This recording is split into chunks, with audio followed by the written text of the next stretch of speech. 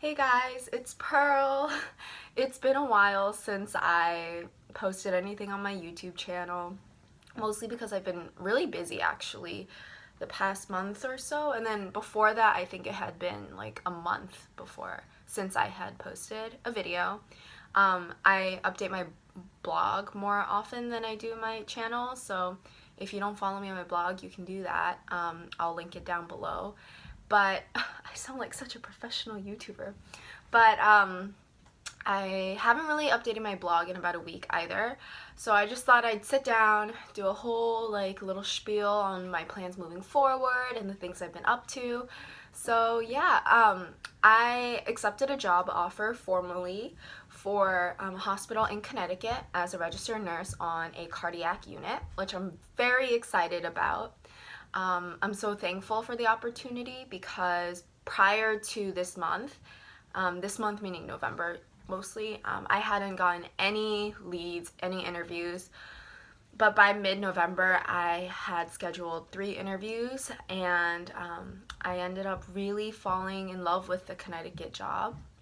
I had another interview just 2 days ago in Boston, and then another one before that in New Jersey, and they just weren't the right fit, but I'm really thankful for that opportunity to see what that hospital had to offer and what that unit had to offer for its new grads. At this point, I am planning on moving, so for those of you who don't know, I live in the Boston area. So, and this is where I grew up, and this is where I wanted to be when I moved back home to study for boards.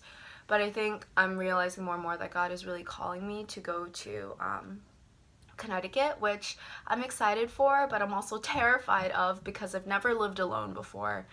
And when I say alone, I mean in a place where I don't know many people. I've never lived on my own, and I've never really been financially independent. Of course, my parents have transitioned me slowly. For example, in college, I started paying for my own groceries once I was off the meal plan and things like that. And I would pay for my summer housing. But yeah, sorry, that was just going on a tangent. But basically, right now I'm looking for apartments, and then I'm going to be moving in January. I need to get a car somehow, whether I lease or buy a used one. I don't know yet. And I also have to figure out just paperwork, logistics stuff. So yeah, it's really exciting, but it's also a lot of confusing information out there. So I just thought I'd kind of document what I'm doing along the way for those of you who might be interested, who might be in a similar part in your life, or who, may want to be a nurse and want to know how nurses balance their life and work life. So for me, working out is really big, and so it's an important part of my life, and if I don't work out, it's detrimental to my mental health. And that's not to say that skipping a workout is bad, but it's more so like over time, if I miss a workout for a couple weeks, like I notice a change in my mood instantly. So it's a way for me to de-stress and stuff. So anyway, I thought that it would be fun for you guys to see kind of how I go about planning and balancing that once I start orientation and working as a nurse and rotating shifts and stuff. You guys probably got a glimpse of that when I was doing my practicum, because I was working pretty much 32 hours a week during my practicum because I followed my preceptor schedule. Excuse me. So I'm trying to think, is there anything else? Yeah, to wrap it all up, I want to be able to document it all and share it with you guys and just remember it for myself too. I think it's really fun. But today, the first thing I wanted to talk about after the life update was number 2, which was running. I injured my arch. I don't know how. I feel like it's a combination of using the wrong shoe, which I had ordered. Long story short, I had ordered a pair of shoes under the impression that they were the Ghost 10 for Brooks, but they're actually Launch 4, which is a slightly different shoe, and so I feel like that might have hurt my arch. And then in addition, I didn't take a super long break after my half marathon, so I think my body just caught up with me and really needs some time off. So I used ClassPass because on Black Friday I got a 1-month free trial for ClassPass, so I have that. And then there's some yoga studios that do trials around me, so I've been doing hot yoga 2 to 3 times a week, in addition to a lot of conditioning that doesn't hurt my foot more. And I've noticed it's been getting better, but it's still pretty slow. It's been about 2 weeks now since I've run at all. But I'm feeling good. I'm feeling really energetic and happy, and I'm still eating great foods and nourishing myself. So that has been, I thought I'd be more devastated about my injury, but it really hasn't proven to be an issue, which I'm really thankful for. So now I wanted to talk about how I am going about the apartment hunting process. I personally don't know the area where I'm moving to very well. So the first piece of advice I have is, if you do know people that live in that area, or who live in maybe the state in general, depending how big the state is, I would ask them what their, and obviously these are people that you trust or people that you're friends with, I would ask them where they would say are the most affordable but also safe places to live. I personally would rather spend a little bit more on a place that I know the neighborhood is safe than have a budget-friendly apartment in a neighborhood where I can't go on a run, because obviously where you live often dictates your ability to do different activities, which is really unfair. So that's what I did. My mom has friends in Connecticut. My aunt and uncle live in Connecticut. My cousins live in Connecticut, and so I was able to pick 3 or 4 different towns surrounding the area that I would be in that were safer than the actual place where I'd be working.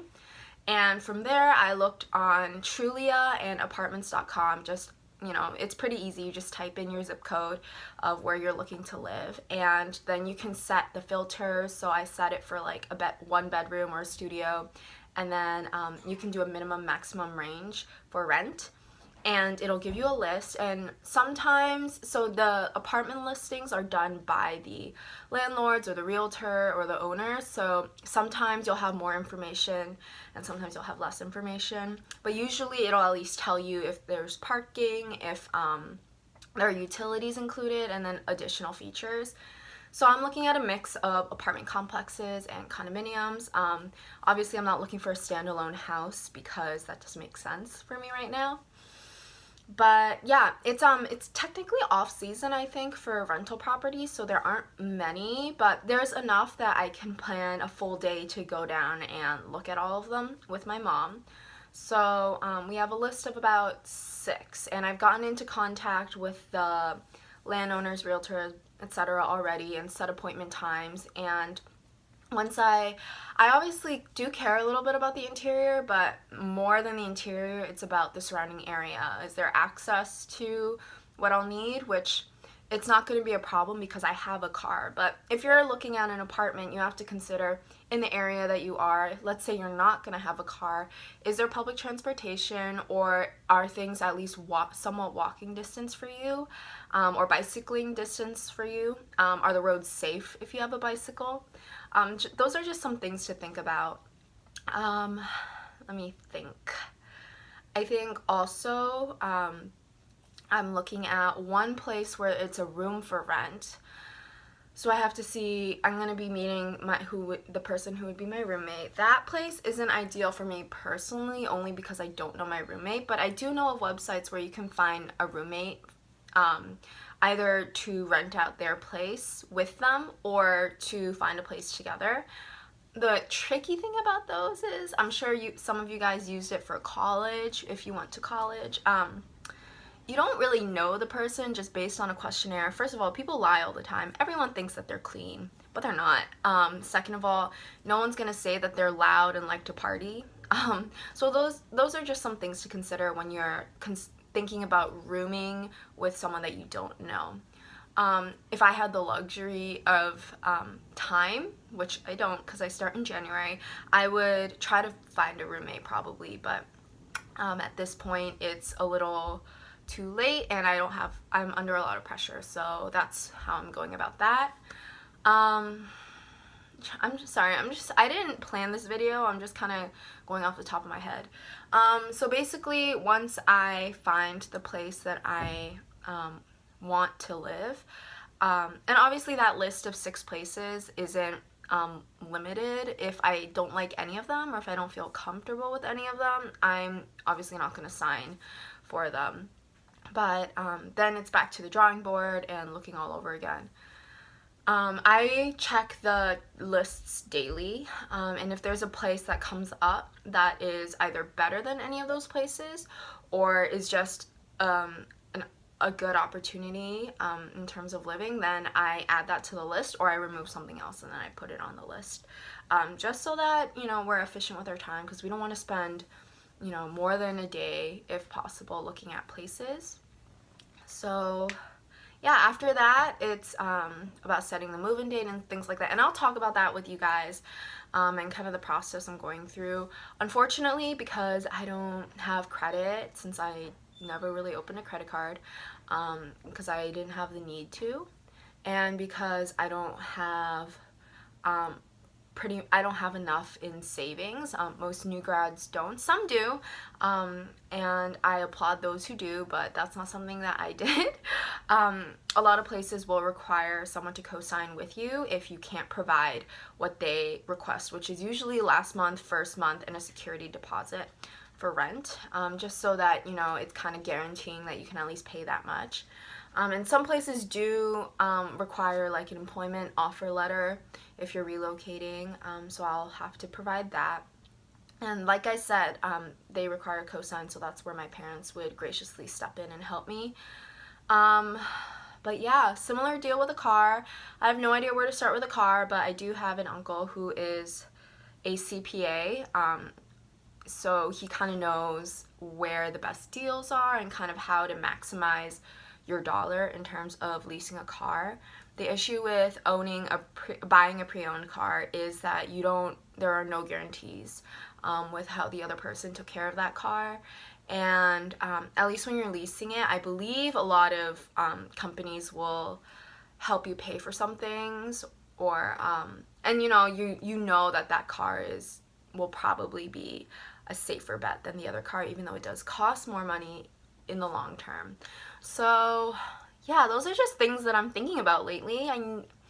Living in Boston, I wouldn't have to worry about these things because I'd be paying rent directly to my parents, and because we already have a car, and I'd just be paying for my insurance and whatever the car needed. But yeah, it's a wild time to be alive, guys.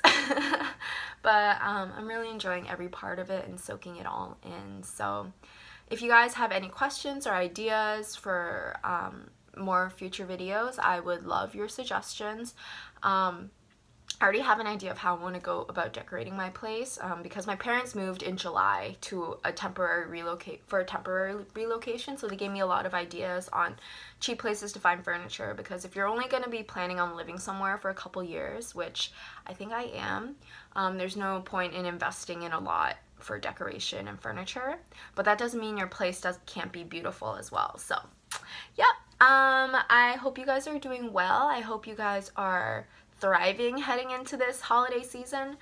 I have been so busy that I completely forgot that it was already Vlogmas until I logged onto YouTube and saw all these Vlogmas videos, and I got really excited. I kind of want to do Vlogmas this year, so I might, but I also might not. It depends. We'll see. Okay, anyway, I love you all. I hope you guys are all doing well, and I will see you in the next video. Bye!